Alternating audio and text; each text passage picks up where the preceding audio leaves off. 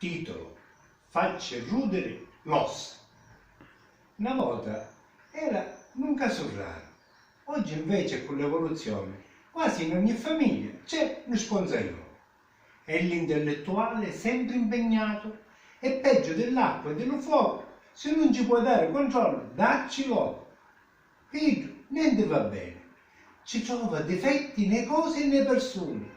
La pizza non mi mangio perché è pesante e c'è troppo su. Qui non ci parlo perché è ignorante ed è sconchiuduto. Avevi una faccia bella, ma manca di pitturina. Un vestito è buono, ma i scarpe fanno schifo. Io un tipo sempre scontento, sempre sediato, con tutto si lamenta e la rovina di tutto il vicinato.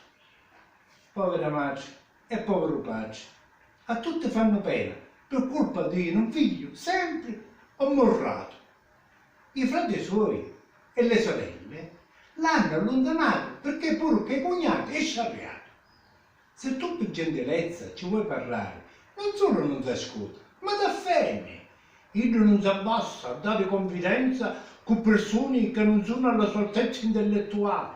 Si vanta che legge libri a non finire, che solo io è in grado di capire.